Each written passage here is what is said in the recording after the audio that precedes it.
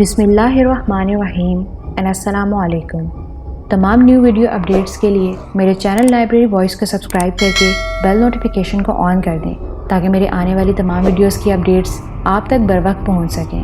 اور ویڈیو شروع کرنے سے پہلے اس ویڈیو کو لائک کرنا، کمنٹ کرنا اور شیئر کرنا مت بھولیے گا۔ تو ویورز، آئیے چلتے ہیں ناول دھند کی نیکسٹ ایپیسوڈ کی طرف۔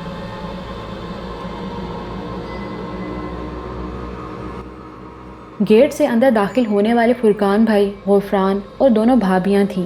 سامنے تانگا کھڑا تھا جسے شاید کرایہ دے کر فارغ کر دیا گیا تھا۔ ان لوگوں کی اس طرح آمد واقعی حیران کن تھی۔ صرف 4 ہی افراد تھے اور کوئی نہیں تھا۔ اعتماد بھائی نے اپنی گاڑی کو بھول کر ان کی جانب قدم بڑھا دیے اور بڑے پرتپاک انداز میں ان کا خیر مقدم کیا۔ ارے بھائی، ارے ارے ارے، یہ چاند نکلے ہیں اور وہ بھی 4 اور پھر دن کی روشنی میں۔ مگر خیر تو ہے، اس طرح لٹے پٹے قافلے کی مانند یہ اچانک آمد کیسے ہو گئی؟ پہلے خیریت بتائیے۔ سب ٹھیک ہے اعتماد علی، بس طبیعت میں ایڈونچر پسندی ہے۔ ہم نے سوچا اس طرح اچانک پہنچیں گے تو زیادہ مزہ آئے گا۔ مگر ان ساری باتوں سے ہٹ کر یہ بتاؤ کہ سر پر پٹی کیسے بندھی ہوئی ہے؟ کیا بتائیں فرقان بھائی، قرض خواہوں نے پٹائی کر ڈالی۔ کچھ قرض ادا کرنا تھا، غربت نے اس کا موقع نہیں دیا۔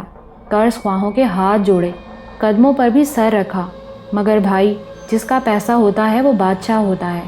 نہیں معاف کیا اور ٹھکائی کر ڈالی۔ کیا کر سکتا ہے انسان؟ کیوں جھوٹ بول رہے ہو بھائی؟ ماشاء اللہ صاحب حیثیت آدمی ہو، سنجیدہ ہو کر بتاؤ ہوا کیا؟ ارے چھوڑیے، اس سے زیادہ سنسنی خیز بات تو آپ کی آمد ہے۔ خیریت، کیا بات ہو گئی؟ کچھ پتہ تو چلے۔ کہا نا، کوئی ایسی بات نہیں ہے، بس دل چاہا چلے آئے، لیکن تمہارے سر پر بندھی ہوئی یہ پٹی تشویش میں مبتلا کر رہی ہے۔ آئیے آئیے، اندر آئیے۔ آئیے بھابھی، اعتماد علی نے کہا اور سب لوگوں کو ساتھ لے کر اندر داخل ہو گیا۔ میں بھی ہمراہ تھا اور محسوس کر رہا تھا کہ ان لوگوں نے کنکھیوں سے مجھے دیکھا ہے۔ نویدہ خود ان سب کو دیکھ کر حیران رہ گئی تھی۔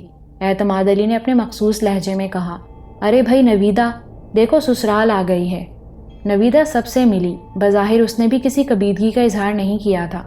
بڑے کمرے میں جا کر سب لوگ بیٹھ گئے تو اعتماد علی نے کہا، بھائی ان سے ملیے، یہ ہمارے سوتیلے سالے ہیں، آپ لوگ شاید انہیں پہچانتے نہیں۔ اعتماد علی منہ پھٹ آدمی تھا اور مزے کے طنز کرتا تھا۔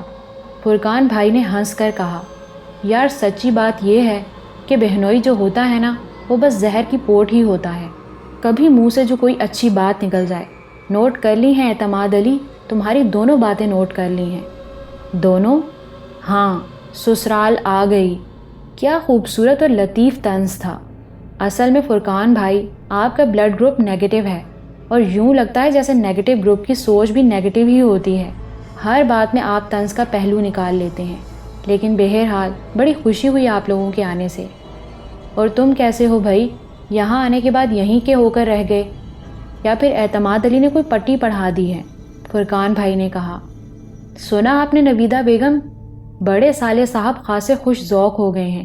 اب اگر ہم بولیں گے تو کہیں گے کہ طنز کیا جا رہا ہے، اس لیے چلو اخلاقاً خاموش ہو جاتے ہیں۔ گھر آئے ہوئے مہمان کی تو عزت کرنا ہی پڑتی ہے۔ ویسے حضرات، ذریعہ سفر کیا رہا؟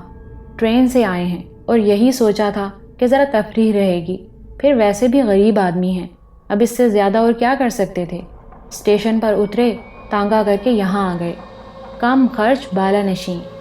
بہت اچھا کیا آپ نے، بڑی خوشی ہوئی آپ لوگوں کی آمد سے۔ ہاں تو پھر یہ بتاؤ کہ کیسی گزر رہی ہے نویدہ؟ اعتماد علی کی چوٹ کیسے لگی؟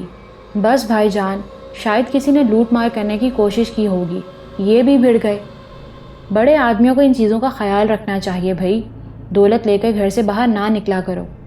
اصل میں گھر میں دولت رکھنے کی جگہ کہاں رہی ہے فرقان بھائی؟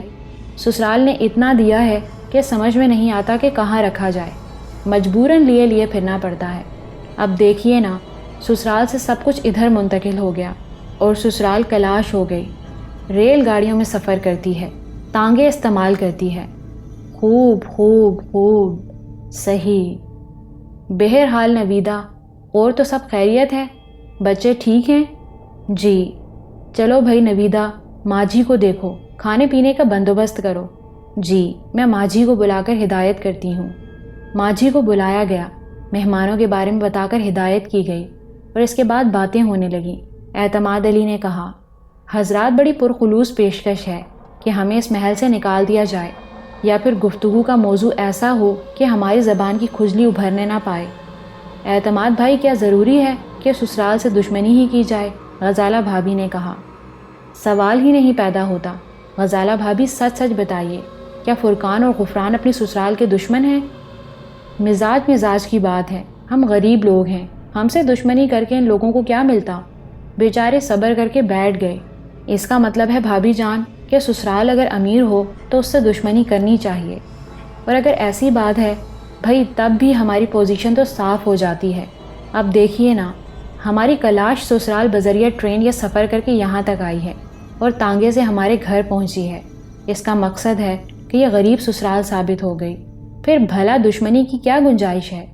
اعتماد علی نے کہا، بھائی کیا گڑبڑ کر رکھی ہے آپ لوگوں نے؟ عظمیٰ نے پہلی بار اس گفتگو میں مداخلت کی۔ ارے نہیں عظمیٰ بھابھی، اچھا چلیے چھوڑیے اور سنائیے آپ کا فاروق آباد کیسا چل رہا ہے؟ موضوع بدل گیا اور اعتماد علی بھی اب نارمل گفتگو کرنے لگے۔ ویسے مجھے ان کی آپس کی چوٹوں سے بڑی دلچسپی محسوس ہو رہی تھی۔ دوپہر کا کھانا بے حد شاندار بنایا گیا تھا۔ نویدہ نے خود بھی باورچی خانے میں جا کر بہت کام کیا تھا۔ کھانے کے بعد پھر سب بیٹھ گئے۔ اعتماد علی بھی گھر میں ہی تھے۔ ویسے چوٹیں کوئی خاص نہیں معلوم ہوتی تھیں، لیکن گاڑی کا حشر میں دیکھ چکا تھا۔ بڑی فولادی گاڑی تھی، لیکن جگہ جگہ سے پچکی ہوئی نظر آ رہی تھی۔ میں اب بھی شدید حیران تھا اور میرے ذہن میں بہت سے خیالات آ رہے تھے، لیکن ان لوگوں کی آمد سے سوچ کر سلسلہ ٹوٹ گیا تھا اور اب ہم ان میں الجھے ہوئے تھے۔ فرقان بھائی نے کہا، تو پھر جناب سلطان صاحب، اب آپ یہ بتائیے آپ کا کیا پروگرام ہے؟ آپ تو یہاں آ کر چپک ہی گئے۔ کوئی خاص خطرناک پروگرام نہیں ہے، آپ لوگ مطمئن رہیں، یہ میرے بجائے اعتماد علی نے جواب دیا۔ پھر بولے، نہیں واقعی کوئی خاص پروگرام نہیں ہے، بس یہاں ہوں کچھ عرصے، اس کے بعد کراچی جانے کا ارادہ ہے۔ کیا فضول بات ہے بھائی، کراچی کیوں جاؤ گے؟ فرقان بھائی ہی نے کہا۔ کچھ کام ہے فرقان بھائی، جانا ضروری ہے۔ جو کام ہے مجھے بتاؤ، سب کام ہو جائیں گے۔ وہ تو اعتماد بھائی کا معاملہ تھا، یہ لے آئے، انہیں بھلا کون روک سکتا ہے؟ ورنہ ہمارے ساتھ تو تم ابھی تک رہے ہی نہیں ہو۔ ہاں رہ کر دیکھو، دنیا کے بارے میں خاصی معلومات ہو جائے گی۔ اعتماد علی بولے بغیر نہیں رہ سکے۔ کیوں نہیں بھائی، چھوٹا بھائی ہے، دنیا کے بارے میں اسے بتائیں گے۔ کہیں گے کہ میاں ہاتھی کے دانت کھانے کے اور ہوتے ہیں، دکھانے کے اور۔ ارے واہ، کیا صاف گوئی ہے جناب ہاتھی صاحب، اعتماد علی نے کہا۔ بھائی یہ تو بری بات ہے، یعنی یہ اعتماد علی مسلسل ہم پر چوٹیں کیے جا رہی ہیں۔ میرا خیال ہے انہیں اتنی تعداد میں مہمانوں کا آنا پسند نہیں آیا ہے۔ غزالہ بھابھی تنک کر بولی، بھابھی صاحبہ یہ بہاول پور ہے، فاروق آباد نہیں، آپ بارات لے کر آ جائیں، انشاءاللہ آپ کی اس بارات کو کوئی تکلیف نہیں ہوگی۔ اور جہاں تک معاملہ ان تمام باتوں کا ہے تو افسوس کی بات تو یہ ہے کہ اس گھر میں عورتوں کی باتوں کو اہمیت نہیں دی جاتی، اسی لیے یہاں کے آداب بھی اسی انداز کے ہیں۔ آپ نے دیکھا ابھی تک ہماری گفتگو میں نویدہ نے کوئی مداخلت نہیں کی، یہ تربیت ہے اس کی، یہاں آنے کے بعد جو ہم نے کی ہے۔ آپ مسلسل اپنے شوہر کی اور میرے درمیان باتوں میں بولے جا رہی ہیں۔ گھر میں ایک مقام ہے میرا، کیوں نہیں بولوں گی؟ میرا خیال ہے واقعی بیٹی یا بہن کے سسرال میں زیادہ وقت نہیں گزارنا چاہیے۔ فرقان بھائی کیا کہتے ہیں آپ اس سلسلے میں؟ اعتماد علی نے پوچھا۔ غزالہ، واقعی تمہارا ہر جگہ بولنا مجھے خود بھی پسند نہیں ہے۔ خیر چھوڑو، بات ہو رہی تھی سلطان کی، بس ہم نے سوچا کہ اب تمہیں لے آئیں، تم تو یہیں رہ گئے۔ نہیں، یہ لندن سے آئے ہیں اور اکیلے آئے ہیں، راستے میں ڈرتے نہیں ہیں، جب بھی آنا چاہیں گے آ جائیں گے فاروق آباد، آخر تنہا ہی وہاں پہنچے تھے، گویا ابھی تم انہیں رکھنا چاہتے ہو۔ میں تو انہیں ہمیشہ کے لیے رکھنا چاہتا ہوں، اتنا پیارا سا سالہ ملا ہے مجھے، تو بھلا میں اس سے گریز کروں گا؟ تو پھر ٹھیک ہے، جب مناسب سمجھیں انہیں بھیج دیں، رہنا تو انہیں فاروق آباد میں ہی ہے، یہ ان کا مسئلہ ہے، اعتماد علی نے کہا۔ پھر کہنے لگا، نویدہ ان لوگوں کو آسانی سے مت جانے دینا، ہمارے بھی چوٹ بڑی صحیح وقت پر لگی ہے، سسرال کے ساتھ ذرا چونچیں چلیں گی تو زندگی میں تبدیلی کا احساس ہوگا۔ نہیں بھائی، بہتر یہ ہے کہ ہم لوگ چل پڑیں۔ کب؟ بس رات کی کسی ٹرین سے نکل جائیں گے۔ اب یہ آپ کی مرضی ہے، اگر ناراض ہو گئے ہیں تو ظاہر ہے میں اس وقت بھی آپ کو جانے سے نہیں روک سکتا تھا، لیکن بہتر نہیں ہے۔ بخدا ناراضگی کی کیا بات ہے؟ بھئی کمال کر رہے ہو، ہم تو ایک تفریحی پروگرام بنا کر چلے آئے، سوچا کہ سلطان کو بھی ساتھ لیتے آئیں گے، اگر ان کا یہاں سے دل بھر گیا ہو تو، ورنہ ظاہر ہے یہ گھر بھی کوئی الگ تو نہیں ہے۔ بالکل بالکل، ویسے سلطان کہہ رہے ہیں کہ ذرا کراچی کا چکر لگائیں گے، دیکھو موقع ہوا تو ہم بھی ان کے ساتھ کراچی ہو آئیں گے، اعتماد علی نے کہا، اور میں خاموش ہو گیا۔ بہرحال خوب تفریح چلتی رہی۔ طے یہ ہوا کہ آج رات یہاں قیام کیا جائے گا اور کل دن میں کسی وقت یہ لوگ یہاں سے نکل جائیں گے۔ میرا تو خیر ان کے ہمراہ جانے کا سوال ہی پیدا نہیں ہوتا تھا، حالانکہ میرے ذہن میں کچھ ایسی باتیں موجود تھیں جو میرے لیے الجھاوے کا باعث تھیں، لیکن پھر بھی اعتماد علی کی دلچسپ گفتگو، نوک جھونک کی باتیں، فرقان بھائی اور غزالہ بھابھی کی تل ملاہٹیں، غفران کی خاموشی اور عظمیٰ کی مدھم مدھم مسکراہٹ، ان ساری چیزوں نے ایک پرلطف ماحول پیدا کر رکھا تھا۔ نویدہ بہرحال بہن تھی، دل میں بھائیوں کے لیے کچھ شکایات بے شک تھیں، لیکن مجھے یہ احساس ہو رہا تھا کہ وہ ان سے محبت بھی کرتی ہے، فطری امر تھا۔ حالانکہ نویدہ نے صحیح معنوں میں یہاں میری پذیرائی بہنوں ہی کی مانند کی تھی۔ اب میں یہ تو کہہ نہیں سکتا کہ اس کے دل میں میرے لیے کیا مقام تھا، لیکن بظاہر اس کا جو رویہ تھا اس سے پورے ایمان کے ساتھ یہ بات کہی جا سکتی تھی کہ اس نے مجھ سے دل کی کچھ باتیں بھی کہہ ڈالی تھیں۔ اعتماد علی کا بھی ایک کردار تھا، ان لوگوں کے سامنے تو وہ چھینٹے بازی کر رہا تھا، لیکن پیچھے میں نے کوئی ایسی بات نہیں سنی تھی جس سے یہ اندازہ ہو کہ وہ نویدہ کو بھی اس سلسلے میں کسی طرح کا قصوروار سمجھتا ہے۔ پھر رات کو موقع مل گیا۔ عظمیٰ بھابھی نے سرگوشی کے انداز میں مجھ سے کہا تھا کہ وہ تنہائی میں مجھ سے ملاقات کریں گی، کچھ باتیں کرنی ہیں۔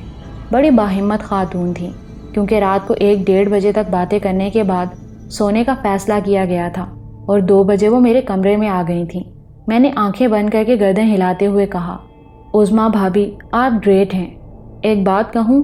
عظمیٰ بھابھی نے کہا۔ ہاں کہیے۔ میرا شوہر بھی گریٹ ہے، وہ زبان کا برا اور دل کا اچھا انسان ہے۔ تو کیا اس وقت انہیں علم ہے کہ آپ یہاں آئی ہیں؟ نہیں، بالکل نہیں، وہ گہری نیند سو گئے ہیں، اور اگر اتفاق سے میری واپسی پر جاگ بھی جائیں تو مجھ سے کبھی یہ سوال نہیں کریں گے کہ میں کہاں گئی تھی، پوچھیں گے بھی تو صرف معلومات کے لیے۔ ہم دونوں کے درمیان ایک انڈرسٹینڈنگ ہے۔ واقعی یہ غفران بھائی کی بڑائی ہے، میں نے اعتراف کرتے ہوئے کہا۔ اور میری نہیں؟ آپ تو بس عظمیٰ بھابھی، بڑی عجیب سی کیفیت ہے میری یہاں آنے کے بعد۔ کچھ اچھے لوگوں سے ملاقات ہوئی ہے اور میں یہ سوچتا ہوں کہ ان اچھے لوگوں کے طفیل اپنے دل سے ہر برا احساس نکال دوں۔ ہاں، لیکن میں تمہارا ذہن خراب کرنے سے باز نہیں رہوں گی۔ میں سمجھا نہیں عظمیٰ بھابھی۔ یہاں تمہاری محبت میں نہیں آیا گیا، بلکہ ایک کھلبلی سی مچی ہوئی تھی کہ نہ جانے اعتماد بھائی تمہیں کیا پٹی پڑھا رہے ہوں گے۔ اصل میں فرقان بھائی نے جو کچھ بھی کیا ہے اس میں انہوں نے صرف اپنی ذات کو ملوث رکھا ہے۔ غفران کا معاملہ یہ ہے کہ وہ نہ صرف زبان کے برے ہیں بلکہ عمل کے بھی برے ہیں۔ مطلب یہ کہ اگر ان کے ساتھ کوئی زیادتی کی گئی تو پھر وہ جواب میں جو کچھ کریں گے اس کے بارے میں فرقان بھائی بھی جانتے ہیں، اس لیے کم از کم غفران کو وہ سارے خطرات لاحق نہیں ہیں۔ میں سمجھ رہا ہوں، لیکن کیونکہ نویدہ کو بھی یہ کہہ کر ٹال دیا گیا ہے کہ جو کچھ اس کی شادی پر خرچ ہو گیا وہ اس کا اپنا حصہ تھا اور اب وہ کسی احمقانہ تصور میں نہ رہے۔ اعتماد بھائی بلا شبہ ایک فراخ دل انسان ہے، ہنسنے بولنے والے آدمی، ورنہ سچی بات یہ ہے کہ وہ بھی اپنے حصے کے لیے بات کر سکتے تھے، لیکن بہت اچھے انسان ہیں، اس کا اعتراف کیے بغیر نہ رہ سکوں گی۔ اور مجھے یقین ہے کہ تمہارے ساتھ بھی انہوں نے بہت اچھا ہی سلوک کیا ہوگا، ورنہ سوچنے کا مقام ہے کہ جب گھر والے کسی کے ساتھ چالاکی برت رہے ہوں تو انہیں کیا پڑی کہ سگے ستیلے کے چکر میں پڑیں، مگر ذاتی طور پر وہ بہت اچھے انسان ہیں، اس میں کوئی شک نہیں ہے، میں نے جواب دیا اور پھر مسکرا کر بولا۔ تو فرقان بھائی اس پریشانی کا شکار ہو کر یہاں آئے ہیں؟ 100%۔ میں نے باتیں سنی ہیں ان لوگوں کی، انہیں یہ خطرہ ہے کہ کہیں اعتماد بھائی تمہیں کسی غلط راہ پر نہ ڈال دیں، اس لیے وہ تمہیں لے جانے آئے ہیں۔ ویسے ایک بات بتاؤ، کیا واقعی کراچی جا رہے ہو؟ جی بھابھی، کراچی جانا ہے مجھے۔ کیا کرو گے وہاں جا کر؟ وہاں کون ہے؟ بہت کچھ ہے وہاں پر بھابھی، بے شمار افراد ہیں۔ تمہارے شناسہ؟ شناسا نہیں ہیں تو شناسائی ہو جائے گی۔ لندن واپسی کا پروگرام ہے؟ ابھی تک تو نہیں۔ بناؤ گے پروگرام؟ میرا خیال ہے نہیں۔ یہیں رہو گے؟ جی۔ تو پھر وہیں چل کر رہو گے؟ کہاں؟ فاروق آباد۔ بھائی اب ایسا بھی نہیں ہے کہ یہ لوگ۔ عظمیٰ بھابھی نے جملہ ادھورا چھوڑ دیا، پھر بولی، اور پھر میں بھی تو ہوں وہاں پر۔ ہاں بھابھی، واقعی آپ ہیں، بلکہ سچی بات یہ ہے کہ وہاں صرف آپ ہیں، لیکن کوئی ایسی بات نہیں، مجھے اپنے لیے زندگی تلاش کرنے دیجیے۔ اب تو حقائق کو تسلیم کر لیا ہے میں نے، اور حقائق یہ کہتے ہیں کہ اپنا مقام خود بناؤ۔ باقی رہا ان لوگوں کے چھوٹے پن کا سوال، تو بھابھی سچی بات یہ ہے کہ دولت بڑی اہمیت کی حامل چیز ہوتی ہے، لیکن اس سے آگے بھی بہت کچھ ہے، بلکہ اس سے آگے واقعی بہت کچھ ہے۔ میں اس دولت کے لیے ان لوگوں سے نہیں لڑوں گا، وہ بات تو میں نے ختم کر دی ہے۔ باقی اگر انہوں نے میرے ساتھ ایسا رویہ رکھا جو مجھے ناپسند ہو تو میں انہیں بھول جاؤں گا۔ ہم سے نہیں ملو گے؟ کیوں نہیں بھابھی، آپ کیسی باتیں کرتی ہیں؟ میں آپ سب سے ملوں گا، لیکن بہتر یہ ہوگا کہ جب بھی میں آپ سے ملوں تو میری سچے دل سے پذیرائی کی جائے۔ میں یہ سوچ کر آپ کے پاس آیا کروں گا کہ اپنے بھائیوں اور بھابھی کے پاس جا رہا ہوں، بلکہ اپنی بہن کے پاس بھی، جس کا نام عظمیٰ ہے۔ خدا کی قسم، میں اپنے دل میں تمہیں وہی مقام دیتی ہوں بھابھی، مجھے اس کا یقین آ چکا ہے۔ بہت بہت شکریہ۔ ویسے سنو، یہ کچھ پیسے لائی ہوں تمہارے لیے، رکھ لو، یہ میری ذاتی پونجی ہے۔ دیکھو، انکار نہ کرنا، ساری باتوں کا تو مجھے علم ہو گیا ہے، کیا بہن کے ہوتے ہوئے دوسروں سے مانگو گے؟ بھابھی نے ایک پرس مجھے دیتے ہوئے کہا، جو بہت پھولا ہوا تھا اور محسوس ہو رہا تھا کہ اس میں اچھی خاصی رقم ہے۔ میں نے مسکراتی نگاہوں سے انہیں دیکھا اور کہا، بھابھی، اس وقت بھابھی نہیں بہن کہو، اور بڑی بہن کہو، تو پھر آپ کو خود بھی افسوس ہوگا یہ سوچ کر کہ آپ کا بھائی ہاتھ بڑھا کر آپ سے پیسے لے گا۔ ساری زندگی مجھے دیتے رہنا، میں بغیر بھائی والی ہوں، مجھے دینے والا کوئی نہیں ہے۔ سمجھ رہے ہو نا؟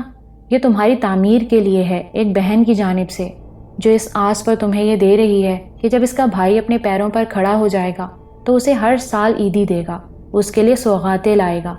بھائی، یہ کوئی احسان نہیں ہے تم پر، ساری باتیں میرے علم میں ہیں، میں جانتی ہوں کہ تمہارے پاس پیسے کہاں سے ہوں گے۔ کیا میں آنکھیں بند کر لوں؟ اور کیا تم میری اس محبت کو ٹھکرا دو گے؟ عظمیٰ کی آواز گلوگیر ہو گئی۔ میں نے ایک لمحے اسے دیکھا اور پھر ہاتھ بڑھا کر وہ پرس لے لیا اور اسے اپنی جیب میں رکھ لیا۔ انسان کے اندر جذبات نہ ہوں تو کیا وہ انسان کہلانے کا حقدار ہوتا ہے؟ اس وقت عظمیٰ بھابھی کے انداز پر اور ان کے عمل پر میری آنکھوں میں بھی نمی تیر گئی تھی۔ عظمیٰ بھابھی نے آہستہ سے کہا، بس اب جا رہی ہوں، اور سنو، مجھ سے ضرور رابطہ رکھنا، جب بھی وقت ملے مجھے اپنے بارے میں بتاتے رہنا، سارے کام ہو جائیں تو پھر ملنے بھی آنا مجھ سے، سمجھ رہے ہو نا؟ جی بھابھی۔ اوکے، اب چلتی ہوں، خدا حافظ۔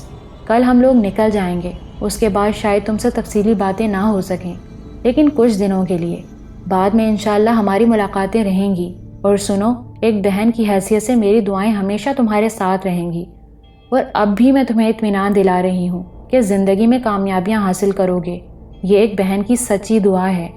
وہ اپنی جگہ سے اٹھیں، دونوں ہاتھوں سے میرا چہرہ پکڑا، پیشانی پر ہونٹ رکھے، اور اس کے بعد مڑ کر دروازے سے باہر نکل گئیں۔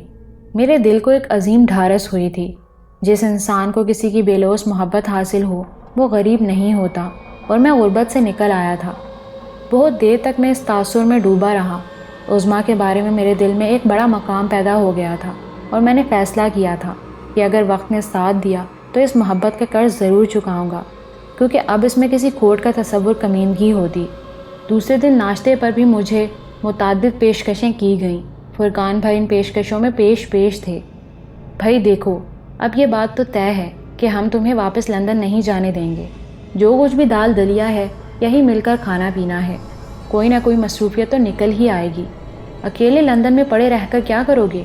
تمہارا جہاں دل چاہے جاؤ، لیکن اس کے بعد واپس فاروق آباد آ جاؤ۔ میں نہیں چاہتا کہ باپ کی روح کو صدمہ ہو، اور اب یہ بات بھول جاؤ کہ ہماری مائیں الگ الگ تھیں۔ بہت سی چیزیں گزرے وقت کے ساتھ گزر جاتی ہیں، سمجھ رہے ہو نا میری بات؟ جی بھائی جان، میں نے کہا۔ تو پھر کراچی سے واپسی کب تک ہو جائے گی؟ اور تم یہ بتاؤ کہ کراچی جا کس سلسلے میں رہے ہو؟ بس لندن سے چلا تھا تو کچھ دوستوں کے پیغامات تھے میرے پاس، ان کے گھروں تک پہنچانے تھے، لیکن کیونکہ دل میں ڈیڈی کی لگن تھی اور پہلے اس بارے میں معلوم کرنا چاہتا تھا کہ ڈیڈی نے اچانک رابطے کیوں منقطع کر دیے ہیں، اس لیے کراچی رکے بغیر چل پڑا تھا۔ اب ذرا چند لوگوں سے ملاقاتیں بھی کروں گا۔ ٹھیک ہے، کوئی مسئلہ نہیں ہے، واپسی میں سیدھے ادھر ہی آ جانا۔ جی جی۔ پھر دن کو تقریباً 11:30 بجے وہ لوگ رخصت ہو گئے۔ حالانکہ نویدہ نے بہت کہا تھا کہ دوپہر کے کھانے کے بعد نکل جائیں، لیکن وہ لوگ تیار نہیں ہوئے۔ اعتماد بھائی اور میں انہیں اسٹیشن تک چھوڑنے گئے تھے اور ٹرین میں بٹھا کر خدا حافظ کہا تھا۔ راستے میں ہم لوگ گفتگو کرتے آئے تھے۔ اعتماد بھائی نے کہا، غفران ذرا مختلف مزاج کا لڑکا ہے، لیکن یہ فرقان صاحب آفت کا پرکالا ہیں۔ خیر یار، ہمیں ان سے کیا لینا دینا؟ اصل میں دولت کے کھیل ایسے ہی ہوتے ہیں، لوگ رشتے ناتے بھول جاتے ہیں۔ حالانکہ میرا نظریہ مختلف ہے۔ صحیح ہے، ضرورتوں کے لیے محنت کرو۔ تم یقین کرو، اگر بغیر محنت کے کچھ ہاتھ آ جائے تو وہ مزہ نہیں رہتا۔ اپنے ہاتھ سے کمائے ہوئے، اپنی محنت سے حاصل کیے ہوئے ایک ایک پیسے کی بڑی قدر ہوتی ہے دل میں۔ تم ان کے ساتھ نہیں گئے، بہت اچھا کیا۔ ہاں اعتماد بھائی، وہاں دل نہیں لگے گا میرا۔ ہاں میاں، کوئی ضرورت بھی نہیں ہے۔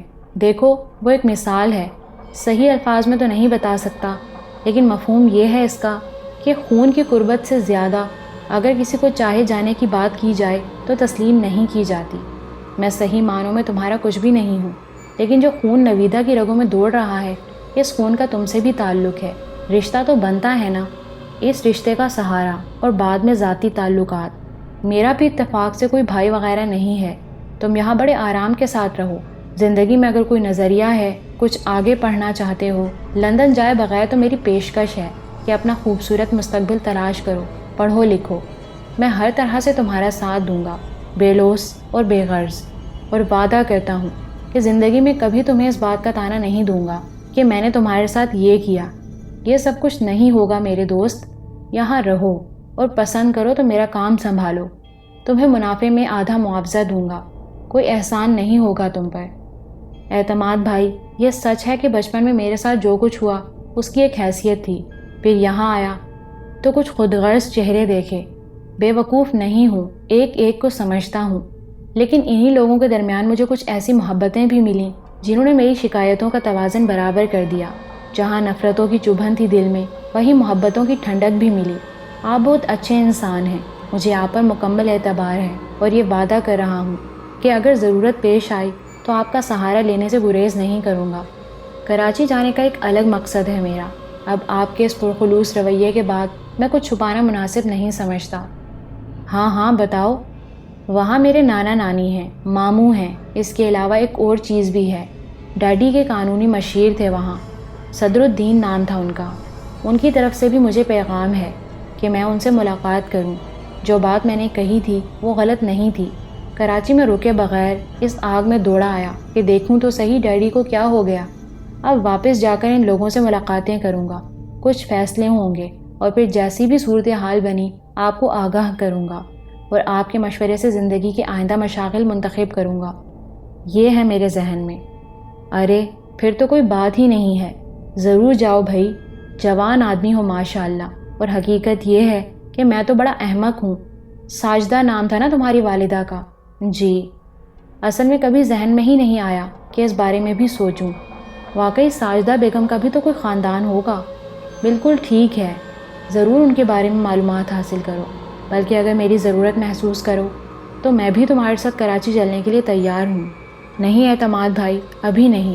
میں شکریہ نہیں ادا کروں گا آپ کی عنایتوں اور محبتوں کا، بس ذرا دیکھ لوں صورتحال کیا ہے۔ اوکے اوکے، جب دل چاہے روانہ ہو جاؤ بھائی، مجھے بتا دینا جب جانا چاہو، ٹرین میں سیٹ بک کرا دوں گا۔ میرا خیال ہے کل تک میں یہاں سے چلا جاؤں تاکہ اپنا کام مکمل کر لوں۔ میں نے اس تصور کے ساتھ کہا کہ ماجھی نے مجھے جمعرات گزار لینے کا مشورہ دیا تھا، اور آج جمعرات ہی تھی۔ دن میں ماجھی کو 2-3 بار دیکھا تھا، وہ معمول کے مطابق تھی اور اس کے چہرے سے کسی خاص بات کا پتہ نہیں چلتا تھا۔ پھر ہم گھر پہنچ گئے۔ نویدہ نے تشویش سے کہا، آپ اپنے زخموں کو بھول کر مسلسل اپنے کاموں میں لگے ہوئے ہیں، پٹی تک نہیں بدلوائی۔ خدا کے لیے کسی ڈاکٹر کے پاس چلے جائیے۔ اوہ ہو، تم مجھے یہ زخم کیوں یاد دلانے پر تلی ہوئی ہو؟ واقعی سسرال والوں نے تو زخموں کی چاند رات بھی بھلا دی۔ نہیں، میں سچ کہہ رہی ہوں، کہیں جا کر پٹی تو بدلوا لیں، نویدہ نے کہا۔ یار، جن زخموں میں تکلیف ہی نہیں، ان کے بارے میں کیا سوچنا؟ بلکہ ابھی دیکھتا ہوں کہ زخم ہے بھی کہ نہیں، کسی نے بیوقوف ہی نہ بنایا ہو۔ سب کے منع کرنے کے باوجود اعتماد علی نے پٹی کھول دی۔ زخم اچھا خاصا تھا لیکن منمل ہو رہا تھا۔ اعتماد علی نے پٹی پھینک دی۔ بس یہ سوکھ رہا ہے، اب ضرورت نہیں ہے۔ ضدی آدمی تھا، کسی کی نہ سنی۔ مجھ سے کہنے لگا، یار صالح صاحب، تم کراچی جا رہے ہو، ورنہ کچھ ایکٹیویٹی کرتے، مثلاً ذرا سراغ لگاتے کہ وہ کون لوگ ہیں جنہوں نے مجھ پر حملہ کیا اور تمہیں قتل کرنے کے در پہ ہو گئے۔ ریگستانوں میں گھوم کر ان کو تلاش کرتے۔ بیکار ہے، اس سلسلے میں کھوج سے کوئی فائدہ نہیں، میں نے کہا۔ پھر بہت دیر تک فاروق آباد والوں کی باتیں ہوتی رہیں۔ نویدہ کا دل ان لوگوں کی طرف سے بہت خراب تھا، لیکن عظمیٰ کے بارے میں اس کے خیالات بھی اچھے تھے۔ رات ہو گئی، تمام کام معمول کے مطابق ہوئے، لیکن میرے دل میں نہ جانے کیوں ایٹھن سی ہو رہی تھی۔ حالانکہ ماجی نے مجھ سے صرف اتنا کہا تھا کہ جمعرات گزر جانے دوں، اس بارے میں اس نے اور کوئی خاص بات نہیں کہی تھی، لیکن نہ جانے کیوں مجھے یوں محسوس ہو رہا تھا کہ کوئی خاص بات ہے۔ پتہ نہیں یہ احساس کیوں تھا، ایک تجسس تھا، ایک خلش سی تھی۔ ویسے دل میں بہت سے خیالات بھی آ رہے تھے، نہ جانے کیسے کیسے خیالات۔ چاروں طرف سناٹا چھایا ہوا تھا، کہیں دور سے کبھی کبھی کتوں کے بھونکنے کی آوازیں آ جاتی تھیں، اور بس سونے کی کوشش کرتا رہا، لیکن کمبخت نیند کا آنکھوں میں نشان بھی نہیں تھا۔ تنگ آ کر باہر نکل آیا، راہداریوں سے گزر کر احاطے کے سرے پر آ کھڑا ہوا، لیکن کچھ نہیں۔ ہر طرف ہو کا عالم طاری تھا۔ پھر خود پر غصہ آنے لگا۔ یہ کیا حماقت ہے، خواہ مخواہ کی دیوانگی خود پر طاری کر رکھی ہے۔ جو کچھ ہوا دیکھ لوں گا، دنیا میں اپنے بل پر جینا ہے۔ یہ ارواح خبیثہ میرا کیا بگاڑ سکتی ہیں؟ میں نے کسی کو کیا نقصان پہنچایا ہے؟ اور اگر زیادہ مشکلات پیش آئیں تو پھر واپس لندن چلا جاؤں گا۔ میں وہاں بھی بھوکا نہیں مروں گا، آرام سے اپنے لیے بندوبست کر سکتا ہوں۔ واپس کمرے میں آ گیا اور ایک بار پھر سونے کی کوشش کرنے لگا۔ پھر نیند کی دیوی مہربان ہونے لگی، آنکھیں بوجھل ہونے لگی تھیں، لیکن پھر پورے وجود میں ایک چھناکا ہوا۔ وہ چیخ اتنی دل خراش تھی، پھر پے در پہ چیخیں سنائی دینے لگیں اور میں نے بستر سے چھلانگ لگا دی۔ رونگٹے کھڑے ہو گئے تھے، پورا بدن مفلوج ہوا جا رہا تھا، لیکن دروازہ کھول کر باہر نکل آیا۔ اعتماد علی کے بیڈ روم میں بھی روشنی ہو گئی اور پھر اس کا دروازہ بھی پوری قوت سے کھل گیا۔ میں نے اسے بندوق سنبھالے باہر آتے ہوئے دیکھا۔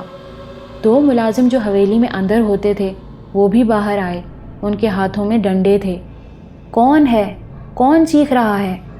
اعتماد علی کی دھاڑ گونجی۔ سر جی، ماجھی کے کمرے سے، ایک ملازم نے کہا، اور میرے ذہن میں 2 سرا دھماکہ ہوا۔ ماجھی؟ میں نے سوچا۔ دوسرے لمحے ایک لمبی چھلانگ لگا دی۔ ٹھہرو، رکو، میں بھی آ رہا ہوں، اعتماد علی نے کہا اور میرے ساتھ دوڑنے لگا۔ چیخیں کئی بار سنائی دیں، پھر رک گئیں، لیکن یہ اندازہ نہیں ہو سکا تھا کہ وہ بھیانک چیخیں کس کی ہیں۔ آواز کا صحیح اندازہ نہیں ہو سکا تھا۔ ہم ماجھی کے کمرے پر آ گئے۔ چیخیں بند ہو گئی تھیں، کمرے کا دروازہ بھی بند تھا۔ آوازیں یہیں سے آئی تھیں؟ اعتماد علی نے پوچھا۔ جی سرکار، ادھر سے ہی لگی تھیں، ملازم نے جواب دیا، اور اعتماد علی نے آگے بڑھ کر دروازہ بجایا۔ ماجھی، دروازہ کھولو۔ میرا دل بری طرح دھڑک رہا تھا، یہ احساس ہو رہا تھا کہ کچھ ہو گیا۔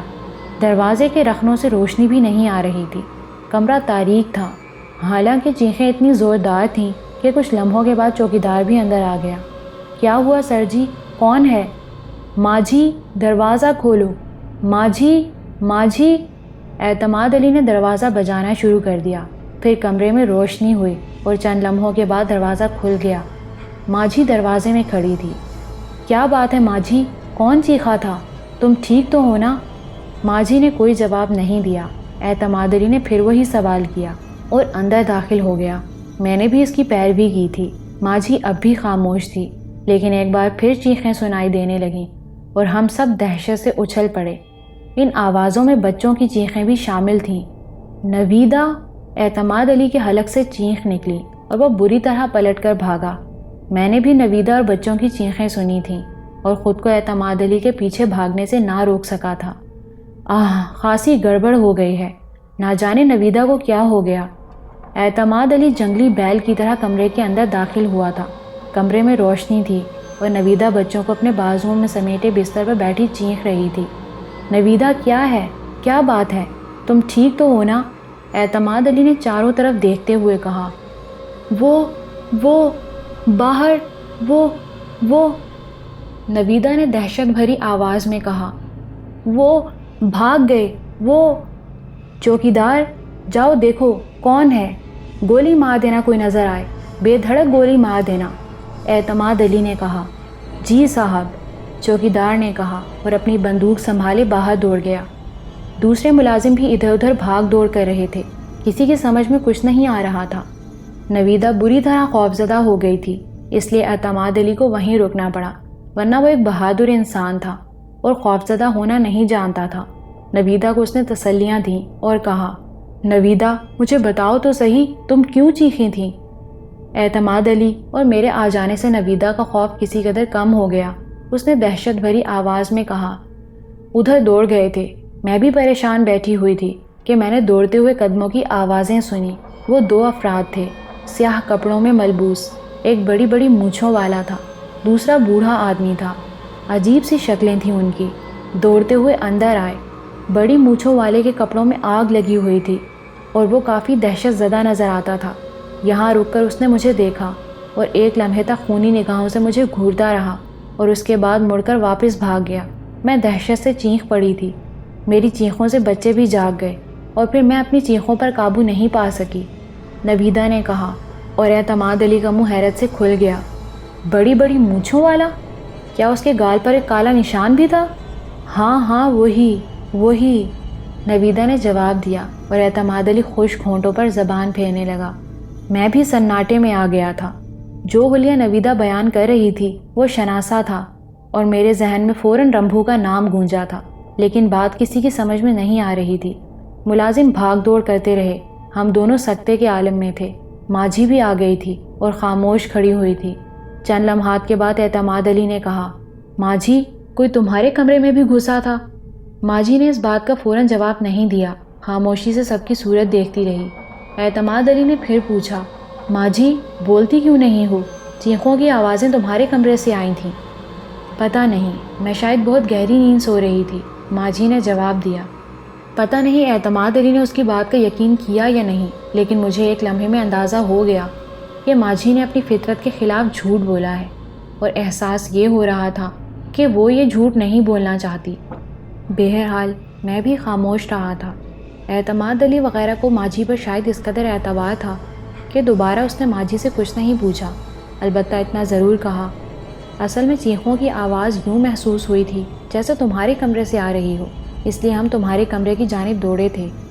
ابھی ہم یہ باتیں کر ہی رہے تھے کہ ایک ملازم دروازے پر پہنچ گیا اور اس نے دروازے پر ہی سے کہا، سرکار جی، یہ جلا ہوا کپڑا ملا ہے برآمدے کے باہر سیڑھیوں کے پاس۔ کیا؟ اعتماد علی نے چونک کر کہا، پھر بولا، اندر آؤ۔ ملازم اندر داخل ہو گیا۔ سیاہ رنگ کا ایک لبادہ تھا جس سے اب بھی ہلکا ہلکا دھواں اٹھ رہا تھا اور کپڑا جلنے کی بو بھی اس سے آ رہی تھی۔ اعتماد علی نے حیرت سے اس کپڑے کو دیکھا اور بولا، یہ کہاں سے ملا ہے؟ برآمدے کی سیڑھیوں پر پڑا ہوا تھا سر جی، جل رہا تھا، ملازم نے جواب دیا، اور اعتماد علی ملازم ہی کے ہاتھوں میں اس کپڑے کو دیکھنے لگا۔ پھر تھوک نگلتا ہوا بولا، جاؤ باہر پھینک دو، بلکہ حویلی کے دروازے سے باہر پھینکنا، میرا خیال ہے چور وغیرہ گھس آئے تھے، پتہ نہیں کیسے ان کے کپڑوں میں آگ لگ گئی۔ تم لوگ جاؤ، بس ذرا خیال رکھو اور تلاشی لے ڈالو، کہیں چھپے ہوئے نہ ہوں۔ ڈرنے کی ضرورت نہیں، میں نے چوکیدار سے کہہ دیا ہے کہ اگر وہ نظر آئیں تو انہیں گولی مار دی جائے۔ پھر اعتماد علی ایک کرسی پر بیٹھ گیا، اس نے ہم لوگوں کی جانب دیکھا اور بولا، بیٹھو بھائی، سارے کے سارے ہی خوفزدہ ہو گئے۔ ارے بابا، یہ تو ہوتا ہے دنیا میں، کوئی نئی بات نہیں ہے، گھس آئے ہوں گے کچھ لوگ چکر میں۔ میرا خیال ہے کل اس سلسلے میں کام کیا جائے۔ خانہ بدوشوں کے قبیلے کبھی کبھی اعتراف میں ٹھہر جاتے ہیں، وہ لوگ ڈاکو نہیں چور چکے ہوتے ہیں، گھروں میں گھس جاتے ہیں، جو کچھ ہاتھ لگا لے بھاگے، ایسے ہی لوگ ہو سکتے ہیں۔ تلاش کروں گا جو حلیہ نویدہ نے بتایا، اس حلیہ کے لوگ اگر مل گئے تو پولیس سے مدد لے لوں گا۔ ویسے مقامی لوگ تو بیچارے بڑے سیدھے سادے ہیں، اور خدا کا شکر ہے، اور ہمارے علاقے میں چوری چکاری کی وارداتیں نہ ہونے کے برابر ہوتی ہیں، اور اگر کبھی ایسا ہوتا بھی ہے اور چور پکڑے جاتے ہیں تو یقین کرو سلطان، وہ بہاول پور کے باشندے نہیں ہوتے، کہیں نہ کہیں سے آئے ہوئے ہوتے ہیں۔ ماں جی تم بھی آرام کرو، ڈر تو نہیں رہی؟ اگر ڈر رہی ہو تو آ جاؤ، نویدہ کے پاس سو جاؤ، میں دوسرے کمرے میں چلا جاتا ہوں۔ نہیں، میں نہیں ڈر رہی، اپنے ہی کمرے میں جاؤں گی، ماں جی نے کہا اور پلٹ کر اپنے کمرے میں چلی گئی۔ پھر اعتماد علی نے میری جانب دیکھا اور ہنس کر بولا، اور تم سے تو یہ بات کہی ہی نہیں جا سکتی سلطان اعظم، بھلا ڈر سے تمہارا کیا تعلق؟ نویدہ آرام کرو، اب ظاہر ہے وہ لوگ یہیں پر انتظار تو نہیں کر رہے ہوں گے کہ ہم سو جائیں اور وہ دوبارہ آ جائیں۔ کہیں جا رہے ہیں آپ؟ نہیں، بس ذرا سلطان کو اس کے کمرے تک چھوڑ آؤں۔ میں نے محسوس کر لیا کہ اعتماد علی مجھ سے کچھ بات کرنا چاہتا ہے، ورنہ مجھے بھلا چھوڑنے سے کیا تعلق تھا۔ ہم باہر نکل آئے تو اعتماد علی ہنس کر بولا، ہاں بھائی سلطان، کیا کہتے ہو اس بارے میں؟ میں نے تعجب بھری نگاہوں سے اعتماد علی کو دیکھا اور بولا، میں کیا کہہ سکتا ہوں؟ رمبھو مہاراج، اعتماد نے ہنستے ہوئے کہا، اور میں کسی قدر پریشان نگاہوں سے اسے دیکھنے لگا۔ اعتماد علی بولا، سوال یہ پیدا ہوتا ہے کہ یہ رمبھو مہاراج میرے اور تمہارے پیچھے کیوں پڑ گئے ہیں؟ قصہ کیا ہے؟ کچھ پتہ تو چل جائے، اور پھر انداز بڑا عجیب ہے۔ ویسے تمہارا کیا خیال ہے؟ چیخوں کی آوازیں ماجھی کے کمرے سے آتی ہوئی نہیں محسوس ہوئی تھیں؟ میں نے کچھ بولنا چاہا لیکن ایک دم سنبھل گیا۔ مجھے یاد آ گیا تھا کہ ماجھی نے بڑی کشمکش کے بعد وہ جھوٹ بولا تھا۔ اگر اس نے کوئی بات بتانا مناسب نہیں سمجھی تھی تو میرا بھی قیاس آرائی کرنا بہتر نہیں تھا۔ میں نے آہستہ سے کہا، مجھے واقعی کوئی اندازہ نہیں ہے اس بارے میں۔ خیر یار، دیکھو یہ کوئی ایسا مسئلہ نہیں ہے، ہو جاتے ہیں بعض اوقات ایسے واقعات جن کی عجیب و غریب نوعیت ہمیں ذہنی طور پر بھٹکا دیتی ہے اور ہم اسے کچھ غیر مرئی واقعات سے تشبیہ دینے لگتے ہیں۔ حقیقت یہ ہے کہ بعد میں ان کے بارے میں سب کچھ پتہ چل جاتا ہے، اس کا بھی پتہ چل جائے گا۔ میں بہت بہادر آدمی ہوں، اللہ کے سوا کسی سے ڈرتا نہیں ہوں۔ اگر کوئی مسئلہ ہے تو اطمینان رکھو، میں اس کی حقیقت دریافت کر لوں گا۔ میرا خیال ہے اب سو جاؤ، کوئی ایسی ویسی بات تو نہیں ہے؟ مجھے بھی ہنسی آ گئی۔ میں نے کہا، ایسی ویسی بات سے آپ کی کیا مراد ہے؟ یار ڈر تو انسانی زندگی کا ایک حصہ ہے۔ انسان کے اندر اگر حسیات ہوتی ہیں تو اس میں ڈر کا عنصر بھی ہوتا ہے۔ وہ لوگ جو بالکل خوف محسوس نہیں کرتے نارمل لوگ نہیں ہوتے۔ میری بات نہ کرنا یار، میں تو شیخی خور آدمی ہوں۔ ویسے دل میں تھوڑا بہت میں بھی ڈر رہا ہوں کیونکہ واقعات سمجھ میں نہیں آئے ہیں۔ اچھا اب چلتا ہوں، نویدہ سے دور رہنا مناسب نہیں ہے۔ ٹھیک ہے، میں نے کہا اور اپنے کمرے میں داخل ہو گیا۔ ماجھی بھی اپنے کمرے میں چلی گئی تھی۔ اب یہ تو کسی طور ممکن نہیں تھا کہ اس وقت میں ماجھی سے مخاطب ہوتا، اسے الجھانے کی کوشش کرتا۔ دوسرے لوگ بہرحال اس طرف متوجہ ہو سکتے تھے، چنانچہ میں نے اپنے کمرے میں رہنے پر ہی اکتفا کیا، لیکن بہت سے وسوسے میرے دل میں اٹھ رہے تھے۔ چیخوں کی آوازیں 100% ماجھی کے کمرے سے ہی آئی تھیں۔ پھر ہم نے اتنی دیر تک دروازہ پیٹا تھا اور ماجھی نے دروازہ نہیں کھولا تھا۔ اس کا مطلب ہے کہ وہ کوئی عمل کر رہی تھی، اور اس پیش آنے والے واقعہ میں اس کی شخصیت بھی پوری طرح ملوث ہے، لیکن وہ کسی کو کچھ بتانا نہیں چاہتی تھی۔ بڑی سنسنی محسوس ہو رہی تھی سارے وجود میں۔ یہ آخر ارواح خبیثہ کا چکر ہے تو کیا یہ میری ہی طاق میں تھی؟ پھر کچھ اور تصورات ذہن میں جاگزیں ہوئے، لیکن میں ان سے متاثر نہیں ہونا چاہتا تھا۔ پھر بھی باقی رات پرسکون نہیں گزری تھی۔ سونے کی کوشش کرتا رہا تھا، ہلکی سی ٹک کی آواز بھی ہوتی تو آنکھیں کھل جاتی اور میں متوحش نگاہوں سے چاروں طرف دیکھتا رہتا۔ دوسری صبح کوشش یہ کی گئی تھی کہ معمولات میں کوئی تبدیلی نہ ہو اور ہر شخص اپنے آپ کو بے خوف ظاہر کرے۔ ناشتے کی میز پر البتہ نویدہ نے کچھ نئی گفتگو کا آغاز کیا اور بولی، میں کچھ کہنا چاہتی ہوں، اگر اس پر غور کر لیا جائے اور یہ وعدہ کیا جائے کہ میری بات کا مذاق نہیں اڑایا جائے گا اور نہ مجھے فطرتاً ذلیل سمجھا جائے گا۔ میں اور اعتماد علی چونک کر نویدہ کی صورت دیکھنے لگے۔ نویدہ کے چہرے پر عجیب سے تاثرات تھے۔ اس نے آہستہ سے کہا، میں رات بھر سوچتی رہی ہوں اس بارے میں اور بہت سے خیالات مجھے پریشان کرتے رہے ہیں۔ کیا انکشاف فرمانا چاہتی ہیں آپ؟ اعتماد علی نے مسکراتے ہوئے کہا۔ نویدہ کے چہرے پر سنگین تاثرات تھے۔ اس نے اعتماد علی کو دیکھتے ہوئے کہا، اعتماد علی، ہم مشرقی لڑکیاں اپنے گھروں سے رخصت ہو کر آتی ہیں تو وہ گھر ہماری سانس کا آخری رشتہ ہوتا ہے، جس میں ہم جاتے ہیں۔ اس گھر کے مفادات، اس گھر سے محبت ہمارا ایمان ہوتا ہے۔ میں اس سلسلے میں جو کچھ کہہ رہی ہوں وہ اپنے گھر کے لیے کہہ رہی ہوں۔ دیکھو، میرے بھائی اور میرے والدہ ذرا مختلف قسم کے لوگ ہیں، ان روایات میں جینے والے جو زمینداروں اور بڑے لوگوں کی روایات ہوتی ہیں۔ ان لوگوں کے ہاں سازشیں بھی ہوتی ہیں، اور ان سازشوں میں یہ لوگ اس قدر آگے بڑھ جاتے ہیں کہ بعض اوقات غیر انسانی حرکتوں پر بھی اتر آتے ہیں۔ میں رات کو بہت کچھ سوچتی رہی ہوں۔ آپ لوگ مجھے کمینہ صرف اس لیے نہ کہیں کہ مجھے اب اس کائنات میں اپنے گھر اور اپنے بچوں سے سب سے زیادہ محبت اور ہمدردی ہے۔ باقی سارے لوگ دوسرے نمبر پر آتے ہیں۔ میں ان واقعات کا سلسلہ اس پرانے دور سے ملا رہی ہوں جس دور میں روایات کے مطابق سلطان کو زہر دیا گیا تھا، اور ایک حقیقت ہے کہ اس بات کے چرچے آج بھی ختم نہیں ہوئے، اور اس حقیقت کو تسلیم کیا گیا ہے کہ ایسا ہوا تھا، ورنہ ابو بیوقوف نہیں تھے کہ سلطان کو لے کر بیرون ملک نکل جاتے۔ تصدیق ہوئی تھی اس بات کی۔ پھر جن لوگوں نے سلطان کو زہر دیا تھا، کیا وہ آج اتنے نیک دل ہو گئے کہ انہوں نے سلطان کو فراموش کر دیا؟ دو باتیں ہیں، اول تو سوتیلا پن اور پھر جائیداد کا مسئلہ، کیونکہ یہ بات تو طے ہو چکی ہے کہ جائیداد ہے، اور جو کہانیاں جائیداد کے بارے میں سنائی جاتی رہی ہیں وہ سب کی سب جھوٹی اور غلط ہیں۔ اب اس احساس کے ساتھ کہ سلطان تعلیم یافتہ آدمی ہیں اور یقینی طور پر اپنے وسائل بھی رکھتے ہوں گے، سلطان کی جانب سے پھر خوف محسوس کیا گیا ہوگا، اور اعتماد علی سلطان کو یہاں صرف محبت اور اپنی محبت بھری فطرت کے تحت لائے ہیں، لیکن ہو سکتا ہے ان کے دلوں میں یہ خیال ہو کہ اعتماد علی سلطان کا سہارا لے کر کوئی اہم کارروائی کرنا چاہتے ہیں، اور اس کو محسوس کر کے زہر دینے والے لوگ ہو سکتا ہے کچھ جادو ٹونوں کے چکر میں پڑ گئے ہوں۔ اعتماد علی کا حادثہ اور اس کے بعد ان لوگوں کا یہاں آنا، اور یہاں آنے کے بعد واپس چلے جانا، اور پھر اسی دن یہ عجیب و غریب سانحہ ہونا، آپ لوگوں کے خیال میں کیا یہ بے مقصد ہے؟ اگر غور کیا جائے تو اس کا کوئی نہ کوئی پس منظر ضرور ہوگا۔ بس یہی کہنا چاہتی تھی کہ اس پہلو کو بھی نظر انداز نہ کیا جائے۔ نویدہ کے الفاظ بڑے سنسنی خیز تھے اور میں تک حیران رہ گیا تھا، لیکن اعتماد علی واقعی ایک بہترین انسان تھا۔ اس نے فوراً کہا، نہیں نویدہ، اب اس حد تک بھی اپنا ذہن خراب مت کرو۔ میں ان لوگوں میں سے نہیں ہوں جو اپنے آپ کو کسی سے بہت زیادہ قریب سمجھنے لگتے ہیں، لیکن انسانی رشتوں کو پہچانتا ہوں۔ تمہارا کیا خیال ہے؟ کیا وہ لوگ ہمارے دشمن ہو سکتے ہیں؟ چلو غیروں کی بات میں نہیں کرتا، لیکن فرقان اور غفران تمہارے سگے بھائی ہیں۔ میں نے کبھی ایسی کوئی کیفیت ان لوگوں میں نہیں پائی کہ وہ میرے بارے میں کچھ ایسا برا سوچنے لگیں۔ سلطان کو میں لایا ہوں نا، اور وہ یہاں رہ رہا ہے۔ تمہارے خیال میں اگر دوسرے لوگ یہ عمل کر سکتے ہیں تو کیا تمہاری والدہ بھی اس عمل میں شریک ہو سکتی ہیں؟ نویدہ، یہ ممکن نہیں ہے۔ اس احمقانہ خیال کو ذہن سے نکال دو۔ میں اس کی تائید نہیں کروں گا۔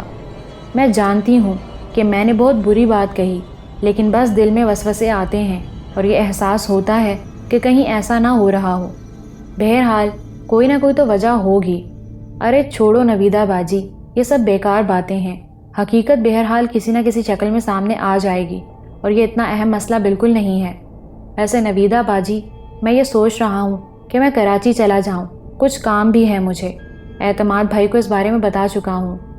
دیکھو میاں، ڈر کر بھاگ رہے ہو تو میں تمہیں اس کی اجازت بالکل نہیں دوں گا۔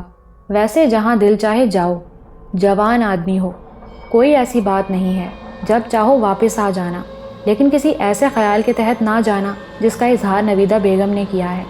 نویدہ کے چہرے پر شرمندگی کے آثار تھے۔ میں نے کہا، نہیں اعتماد بھائی، باخدا ایسی بات نہیں ہے۔ اگر آپ لوگ یقین کر سکتے ہیں تو کر لیں۔ میرا کراچی جانا تو ویسے بھی ضروری تھا، میں آپ کو بتا چکا ہوں۔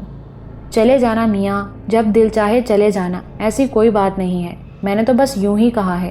اصل میں ڈرنے والوں میں سے نہیں ہوں۔ ان تمام واقعات کی کوئی اہمیت نہیں ہے، بس بلا وجہ دل میں کوئی بھی مینار تعمیر کر لیا جائے۔ دل تو دھوکے دیتا ہی ہے۔ نویدہ خاموش ہو گئی تھی۔ غالباً یہ الفاظ کہنے کے بعد وہ بھی ان کی شدت کو محسوس کر رہی تھی۔ غالباً سوچ رہی ہوگی کہ یہ تصور کسی اور کے ذہن میں آتا تو الگ بات تھی۔ خود اس نے اپنے اہل خاندان کے لیے ایسے الفاظ کہے تھے، پتہ نہیں کون کیا سوچے گا۔ پھر میں نے اصل کام کی تلاش شروع کر دی، یعنی ماجھی سے ملاقات، اور اس کی تلاش میں مجھے کچن تک جانا پڑا۔ میرا اندازہ درست ہی نکلا تھا۔ وہ کچن سے باہر نکل رہی تھی، مجھے دیکھ کر ٹھٹکی اور پھر اشارے سے اپنے پیچھے آنے کے لیے کہا۔ میں نے تھوڑا سا فاصلہ اختیار کیا، لیکن نگاہ میں رکھا کہ وہ کدھر جا رہی ہے۔ کچھ دیر کے بعد میں عمارت کے عقبی حصے میں اس کے پاس پہنچ گیا۔